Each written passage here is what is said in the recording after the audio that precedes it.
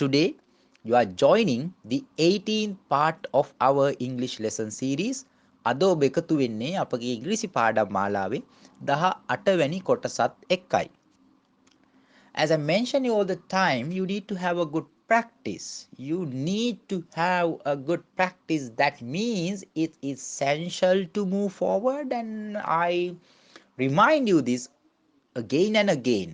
So I think I don't want to say it over and over again because it becomes a waste of time then.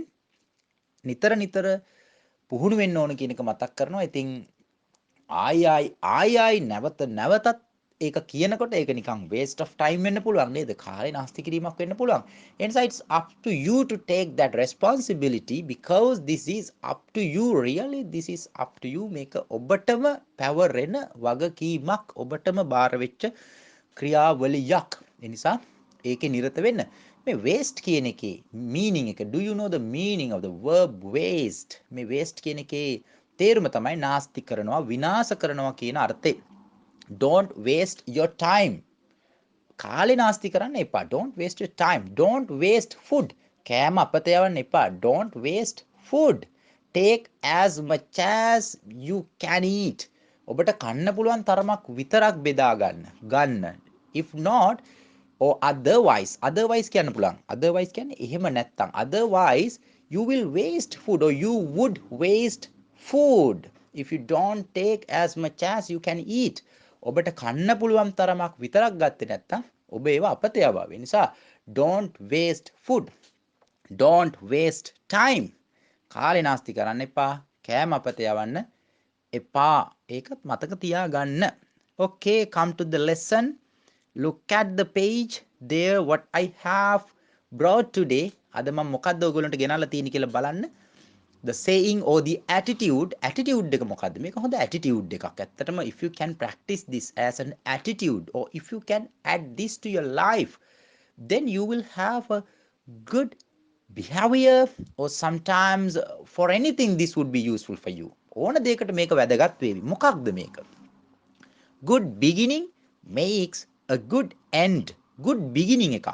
මේ beginning කියන්නේ ආරම්භය කියන එක, පටන් ගැනීම කියන එක. හොඳ ආරම්භයක් makes a good end. හොඳ අවසානයක් හදනවලු.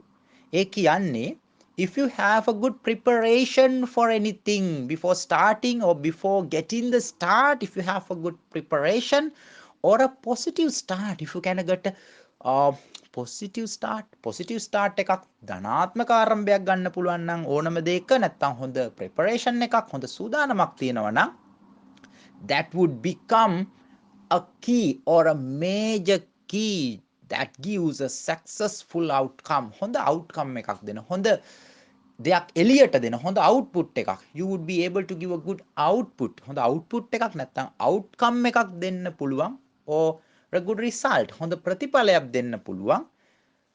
ප්‍රධාන දෙයක් බවට පත් වේවි if you have a good preparation or a positive start when you begin something. මොකක් හරි එකක් පටන් ගන්නකොට. ඒ නිසා try to give a good start. හොඳ start එකක් දෙන්න උත්සාහ කරන්න හැම වෙලාවකම. That means good beginning makes a good end.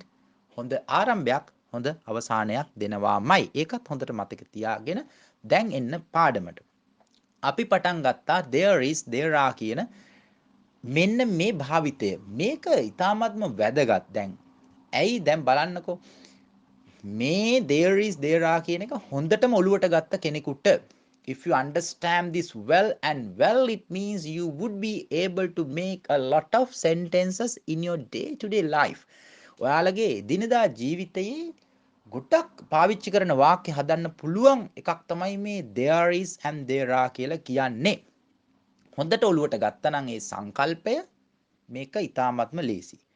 දැන් මම කිව්වා ඔයගොල්ලන්ට pattern එක මතක තියාගන්න කියලා. I advise you to remember the pattern what we did when we use am, is, are, was, were and will be, giving priority to them. ඒවට මූලිකත්වය දෙමින් ඒවත් එක්ක පාවිච්චි කරපු pattern එක මතක තියාගන්න කියලා තමයි මම ඔයගොල්ලන්ට කිව්වේ. ඒ pattern එක මෙතන අපි පාවිච්චි කරනවා. බලන්න පළවෙනි වාක්‍යය. දැන් පළවෙනි වාක්‍ය කියෙව්වොත් there is a bo tree in our temple. දැන් මේ bo tree කියන්නේ බෝධිය කියන එකටනේ. bo tree නැත්තම් බෝධි tree කියන්න පුළුවන් ඕකට. බෝගස කියන එක තමයි. එතකොට පන්සලේ තියෙන දෙයක් ගැන විස්තර කරනවානේ. පන්සලේ තියෙන දෙයක් ගැන විස්තර කරනවා. You explaining something that's at temple. At temple පන්සලේ තියෙන එකක් විස්තර කරනවා. You explain something that's at temple. පන්සලේ තියෙන මොකක් හරි එකක් විස්තර කරනවා. ගෙදරක තියෙන මොකක් හරි එකක් විස්තර කරනවා. එතකොට කාට හරි කියනවා මේ අපේ පන්සලේ බෝධියක් තියෙනවා. how to say අන්න බලන්නකෝ. how කියන එක දාලා to කියන එක දාලා say. how to say කොහොමද කියන්නේ? how to go කොහොමද යන්නේ? how to eat කොහොමද කන්නේ? how to write කොහොමද ලියන්නේ? how to come කොහොමද එන්නේ? how to happen කොහොමද එහෙම වෙන්නේ? how to happen so කොහොමද එහෙම වෙන්නේ? how to happen so කොහොමද එහෙම වෙන්නේ? එහෙම කියන්න පුළුවන්. හරි ඒක අමතර එකක්. දැන් there is කිව්වහම අපි දන්නවා හරි. තියෙන දෙයක් ගැන තමයි මේ අර්ථවත් වෙන්නේ. තියෙනවා there is a bo tree බෝධියක්. කොහෙද? in our temple අපේ පන්සලේ. දැන් මම කොනේ පැටර්න් එක අපිට වැදගත් කියලා. අපි මුලින් ඉගෙනගත්තු පැටර්න් එක. ඒ කියන්නේ ප්‍රශ්නාර්ථය හදනවා. මේ පොසිටිව් සෙන්ටෙන්ස් එකේ ප්‍රශ්නාර්ථය හදනවා. දැන් he is a teacher කිව්ව තැන ඔහු ගුරුවරයෙක්ද කියනකොට is කියන එක මුලට දාලා is he a teacher ඔහු ගුරුවරයෙක්ද කියලා ප්‍රශ්නේ හැදුවා. මෙතන බෝධියක් තියෙනවා පන්සලේ කියන එක කියලා බෝධියක් තියෙනවද? පන්සලේ බෝධියක් තියෙනවද? අන්න ප්‍රශ්නාර්ථය හදනවා බලන්නකෝ. ප්‍රශ්නාර්ථය හදනවා. ලොකු දෙයක් කරන්නේ නැහැ. is එක ගේනවා මුලට. ඒක තමයි මේ රතු පෑනෙන් I have marked there in red color in red pen I have done that. මම ඒක රතු පෑනින් කරලා තියෙනවා. රතු කලර් එකෙන් ඔයගොල්ලන්ට පෙන්නලා තියෙනවා. I have shown it in red color. රතු පෑනින් රතු කලර් එකෙන් පෙන්නලා තියෙනවා. is එක ගන්නවා මුලට. You have to take is front of the sentence වාක්‍ය මුලට ගන්න. is there a bo tree in your temple? මම එතන our කියන එක වෙනස් කළා your කියලා දැම්මා. ඒක ප්‍රායෝගික නිසා. is there a bo tree in your temple? බෝධියක් තියෙනවද ඔයාගේ පන්සලේ? හරිම ලේසි. is එක මුලට ගත්තා. ඊට පස්සේ අපි කියන්නේ ඒකේ නැහැ කියන අර්ථනේ. දැන් he is a teacher කිව්වනම් ඔහු ගුරුවරයෙක්. ඔහු ගුරුවරයෙක්ද කිව්වනම් is he a teacher? ඔහු ගුරුවරයෙක් නෙවෙයි කිව්ව තැන අපි කලේ is එකට not එකතු කළා. he is not a teacher. ඒ වගේ බෝධියක් නැහැ පන්සලේ. පන්සලේ බෝධියක් නැහැ. කොහොමද කියන්නේ? There is not a bo tree in our temple. අපේ පන්සලේ බෝධියක් නැහැ. There is not. is not කියන එක එතෙන්ට ගේනවා. is එකට not එකතු කරනවා. එතකොට මේ දෙක කෙටි කරලා උනනම් isn't කියන්න පුළුවන්. isn't. There isn't a bo tree in our temple කියලා හදන්න පුළුවන්. ඊට පස්සේ ඒකේ හතරවෙනි ක්‍රමය තමයි මේකේ නැද්ද කියන මෙන්න මේ negative part එකේ question එක. You have to make the question part of this sentence, of this negative sentence or the negative question. You have to get the question එක තමයි ගන්න ඕනේ, but it's related to negative part. negative එකට අදාළ question එක හදන්නයි ඕන. නැත කියන අර්ථේ ප්‍රශ්නාර්ථය. මොකද්ද කරන්නේ? is not කියන එක ගන්නව මුලට. හැබැයි ඔයගොල්ලන්ට ඒක is not you cannot directly get it.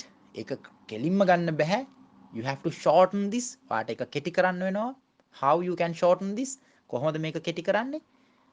is not, is plus not, it becomes isn't කියලා කෙටි කරලා වාක්‍ය මුල තියනවා.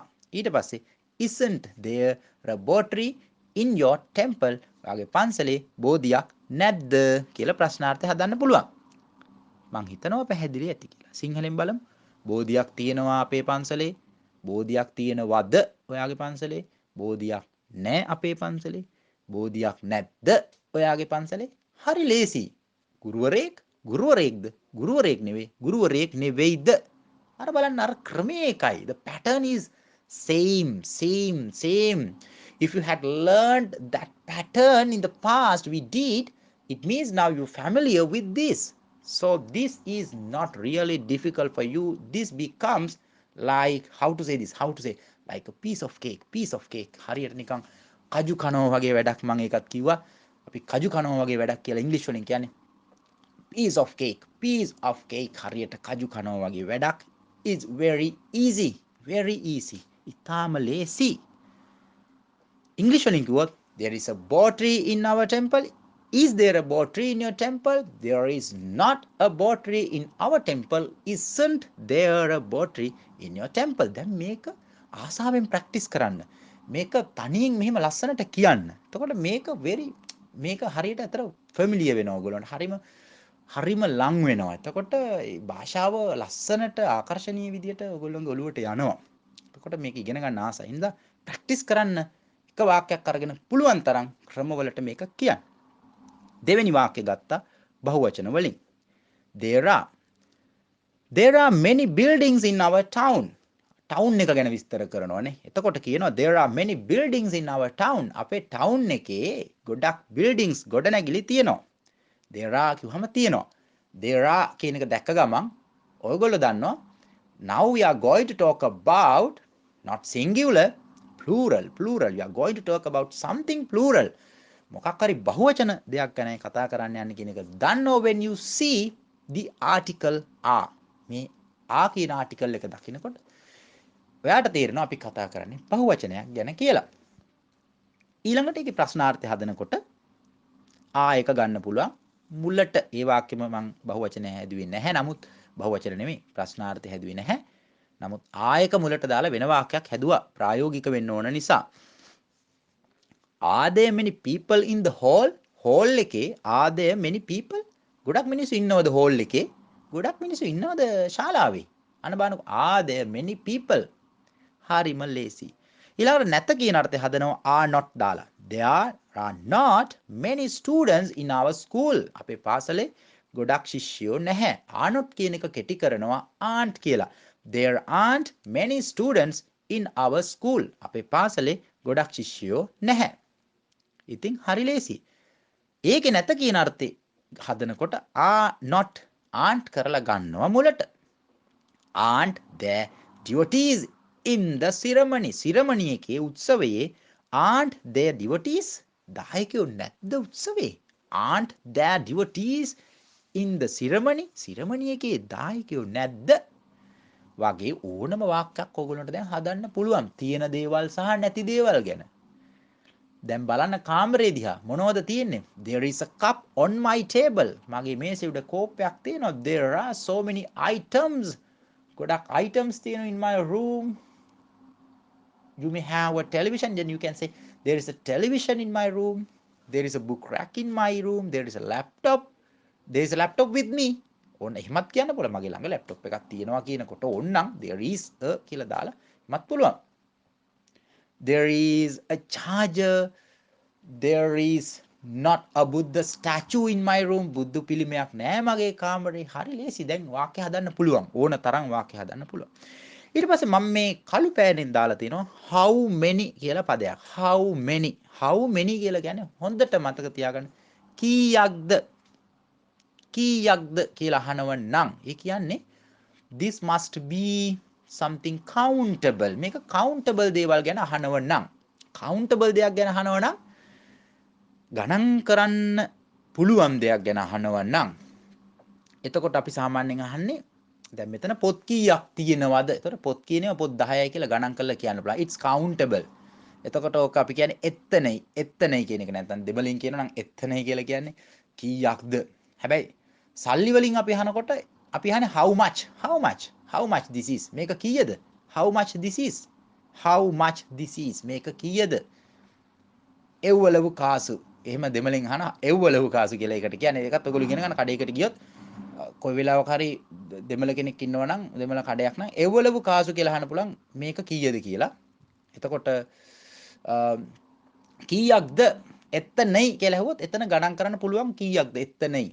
මම හිතනවා ඒක තේරෙනවා ඇති කියලා. මේ හොඳයිනේ භාෂාවන් පාවිච්චි කරන්න. ඉතින් ඉගෙන ගන්න. ඒවලු කිව්වහම සල්ලි හරි ගණන් කරන්න බැරි දෙයක් ගැන අහනවා ඒ වගේ එකක්. ගණන් කරන්න පුළුවන් නමුත් ඒකෙන් කියන්නේ අර කාස කියන එක අරක කෙලින්ම පොත් 10යි කියලා ගණන් කරලා කියන්න පුළුවන්. සල්ලි කියන එක කොළ වලින්නේ තියෙන. එතකොට වෙන විදියකට උත්තර දෙන්න වෙන්නේ. මුදල් කියන්නේ හරි ඒ වගේ how much this is මිල කීයද how much this is මේකේ මිල කීයද how many items are there මෙතන items කීයක් තියෙනවද හරි ලේසියිනේ හරි මෙතන how many කියන එක දාලා තිනවා මෙන්න මෙහෙමයි දැන් අපි අහනවා ඔයාගේ පාසලේ ගුරුවරු කීයක් ඉන්නවද කියලා අහන්න ඕනේ එතකොට how many කියලා යහන්න එතකොට how much අහන්නේ නැහනේ how much කියන්න ඕනේ නැහනේ මිල ගණන් ගැන අහනව නෙවෙයිනේ ඍජුවම දක්වන්න පුළුවන් කීයද තියෙන්නේ කියලානේ how many teachers are there in your school how many teachers කියලා පටන් ගන්න එතකොට how many teachers ගුරුවරු කීයද are there in your school ඔබේ පාසලේ මේ පැටර්න් එක ඉගෙන ගත්තාම ඕන තරම් හදන්න පුළුවන් ඊළඟ එක බලන්න how many mango trees are there in this garden මේ garden එකේ මේ වත්තේ how many mango trees කොච්චරනම් mango trees තියෙනවද අඹ ගස් තියෙනවද how many books are there here මෙතන පොත් කීයක් තියෙනවද how many books are there here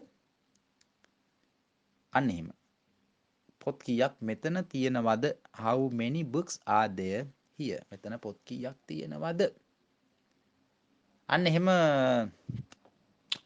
ඔයගොල්ලන්ට පුළුවන් how many කියන එක පාවිච්චි කරලා how many teachers how many students how many cricketers how many people මිනිස්සු කීයක් ඉන්නවද are there in this temple මේ පන්සලේ how many buddhist monks are there in this temple මේ පන්සලේ හාමුදුරුවරු කී දෙනෙක් ඉන්නවද how many members in this how many members are there in this group කියලා අහන්න පුළුවන් මේ group එකේ කී දෙනෙක් ඉන්න how many members in this group how many නමුත් ඉතින් ආදය කියන ගාවම තමයි ඒක හොඳ නමුත් කතා කරනකොට නම් ඉතින් how many members in this group කියලා ඇහුවට වරදක් නෑ කතා කරනකොට ඒක වරදක් වෙන්නේ නමුත් අපි මේක PO ඉගෙන ගත්තාම හොඳයිනේ how many members are there in this group how many people දැන් ඔයගොල්ලෝ සාමාන්‍යයෙන් ගිහලවොත් how many people today අද මිනිස්සු කීයක් ඉන්නවද එතකොට how many people are there ඒව ඕනේ නෑ නමුත් මේක එහෙම ඉගෙන ගත්තාම පැටර්න් එක ලේසි how many students today අද ශිෂ්‍යෝ කීයද කියලා අහනකොට how many students today අද ශිෂ්‍යෝ කීයද කියලා අහන්න පුළුවන් නමුත් how many students are there in this class today අද මේ පන්තියේ කී දෙනෙක් ඉන්නවද කියලා අහුවාම ඒක PO එක වඩා හොඳයි හරි අර වගේ දැන් ඒක දෙමළෙනුත් එතනේ පේර් කී දෙනෙක් ඉන්නවද එතනේ පේර් කියලා අහන්න පුළුවන් එතනේ පේර් මොකක් හරි එකක මිල අහනකොට එවලව කාසු හරි ඉදු එවලව කාසු මේක කීයද ඉදු එවලව කාසු නිකන් මතක තියාගන්න මේක වැදගත් නිසා ඉස්සෙල්ලා මං කිව්ව නිසා ඒකට මං එකතු කළේ හරි ඒව වැඩක් නෑ දැන් එන්න මම මේ ලියලා තියෙන පොඩි මාතෘකාව දිහා බලන්න our country කියලා මම ලියලා තියෙනවා our country මේක ඉතින් හැමදාම ලියන topic එකක් this is a topic which we write every day we write this and you can remember when you were a school student and a small child you may have written a lot of essays related to this topic මේ මාතෘකාවට අදාළව ඉතින් එහෙම ලියලා ඇති our country ගැන නමුත් මම මෙතන our country කියන එක ලිව්වේ බලන්න දැන් අපි ඉගෙන ගත්තු දේවල් වලින් අපිට වාක්‍ය කොච්චර හදන්න පුළුවන්ද කියලා බලන්න මේකෙන් අපි ඉගෙන ගත්තු ඒවයි my country is Sri Lanka මේක අපි ඇම්මිසා ඉගෙන ගන්නකොට ඉගෙන ගත්තා my country is Sri Lanka මගේ රට ශ්‍රී ලංකාවයි එතකොට මගේ ගම ගැන කියනකොට පුළුවන් මේ වාක්‍ය ගන්න my village is හම්බන්තොට නුවර එළිය ඕන එකක් ගන්න පුළුවන් ඒ විදිහටනේ my village කියලා දාන්න පුළුවන් my school is කියලා දාලා පාසලේ නම දාන්න පුළුවන් බය නැතුව my temple is කියලා දාන්න පුළුවන් පන්සලේ නම my university is කියලා university එකේ නම දාන්න පුළුවන් ඒ වගේ ඕනම දෙකක දැන් නම දාලා හදන්න පුළුවන් හරි ඊළඟට it is one of the most beautiful countries in the world දැන් මේක අපිට කියන්න පුළුවන් it is a beautiful country කියලා කියන්න පුළුවන් නමුත් මතකද අපි ඉගෙන ගත්ත එක පැටර්න් එක අර අපි කිව්වේ දැන් මේ මගේ යාළුවෙක් කියනකොට this is a my friend කියන්න බෑ එතකොට අපි කියන්නේ this is one of my friends. මේ මගේ යාළුවන් අතරින් කෙනෙක්. මේ මගේ යාළුවෙක්. මතක ඇති ඒවා මතක නැත්තම් go to the past lessons and study. මතක නැත්තම් ගිහලා ඒවා ස්ටඩි කරන්න මොකද ඒවා වැදගත්. ඒ පැටර්න් එකම අරගෙන මෙතන it is one of the most beautiful countries කියලායි තියෙන්නේ. එතකොට most beautiful countries වඩාත් ලස්සනම රටවල් අතරින් එකක් කියන එක තමයි මේකේ තේරුම. It is one of the most beautiful countries. වඩා ලස්සනම රටවල් අතරින් එකක් තමයි ඒක in the world. ලෝකයේ. ලෝකේ වඩාත් ලස්සන රටවල් අතරින් එකක් තමයි ශ්‍රී ලංකාව කියන එක ලියලා තියෙන ඔහොමයි. එතකොට ඔයගොල්ලන්ට ඕන ඔයගොල්ලන්ගේ ගම ගැන ලියන්න. It is one of the most beautiful villages in Sri Lanka. ලංකාවේ ගම් අතරින් ලස්සනම ගමක් අපේ ගම. It is one of the best schools in Sri Lanka. ඒක ලංකාවේ හොඳම පාසල් අතරින් එකක්.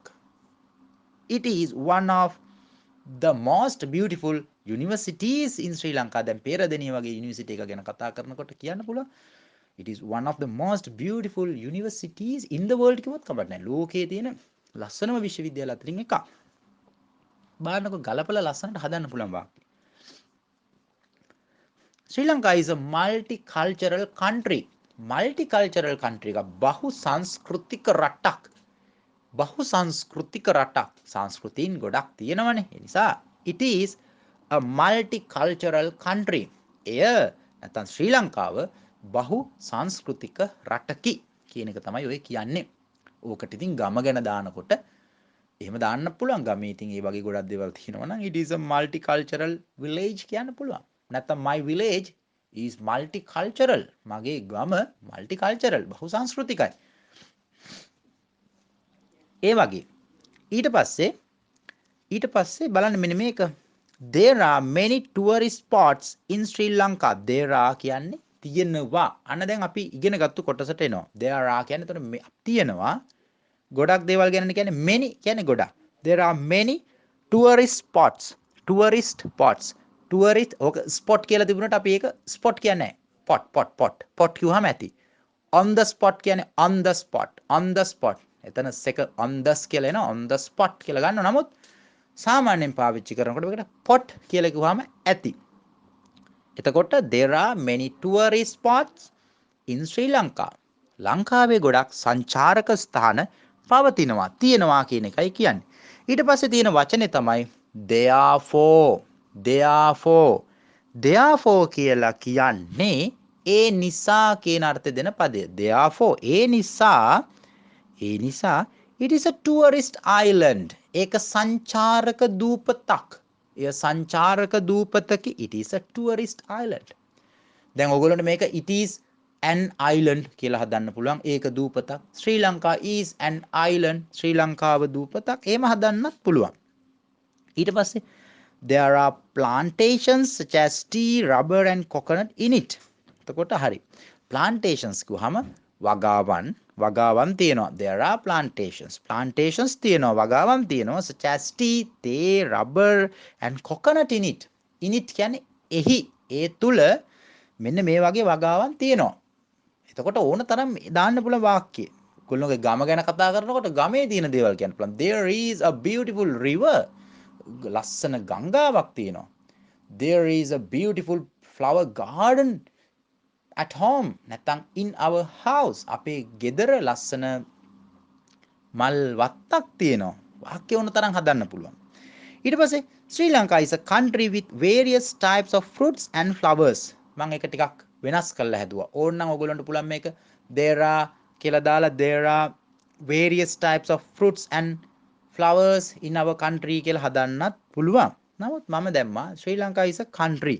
ශ්‍රී ලංකාව කියන්නේ රට with කියන පදේ දාලා සමග various types of fruits and flowers. various types කියලා කියන්නේ විවිධ වර්ගයේ කියන අර්ථයෙන් දෙන පදේ. මතක තියාගන්න. various types විවිධ වර්ගයේ විවිධ වර්ගයේ මොන විවිධ වර්ගයේද? various types of fruits and flowers.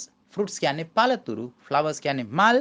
එහෙනම් විවිධ වර්ගයේ මල් සහ පළතුරු වලින් යුක්ත රටක් කියන එක. ඕනනම් මේකට vegetables කියලා දාන්න පුළුවන්. ඕන එකක් දාන්න පුළුවන්. ඕන එකක් දාලා ඒකේ වාක්‍ය හදන්න පුළුවන්. ඊට පස්සේ Sri Lanka was a very developed country in the past. දැන් මම මේ was කියන එකත් දැම්මා. මොකද අපි was කියන එකත් ඉගෙන ගත්ත නිසා Sri Lanka was a very developed country. Developed country. සංවර්ධිත රටක් වුණා කියන එක. හරි? Sri Lanka was ලංකාව වුණා a very developed country. සංවර්ධිත රටක් in the past. In the past කියන්නේ අතීතයේ ශ්‍රී ලංකාව was a very developed country. සංවර්ධිත රටක් වුණා. හරිම ලේසි ඉගෙනගත්තු දේවල්මයි තියෙන්නේ. මම නිකමට මේ වාක්‍යයක් දැම්මා. Anuradhapura city is the best example for it. Anuradhapura city. Anuradhapura නගරය is the best example. තමයිලු හොඳම example එක. හොඳම උදාහරණය for it. ඒකට තියෙන හොඳම උදාහරණය අනුරාධපුර නගරය. අර very developed country කියලා කියන්නනේ. It is a sacred city even today. It is a sacred city. That is the last or final sentence. ඒක තමයි අවසානම වාක්‍ය. It is a sacred city. ඔයගොල්ලෝ අනුරාධපුරට ගියොත් if you go to Anuradhapura you would see boards. There are so many boards. It means with this part what sacred city. මේ sacred city කියන එක ගහපු ඕන තරම් boards ඔයගොල්ලන්ට බලන්න පුළුවන් අනුරාධපුරයට ගියොත්. It is a sacred city even today. කියන්නේ අද පවා it is a sacred city. ඒක පූජනීය නගරයක්. අද පවා එය පූජනීය නගරයක්. මම මේක බොහොම කෙටියෙන් ලිව්වේ.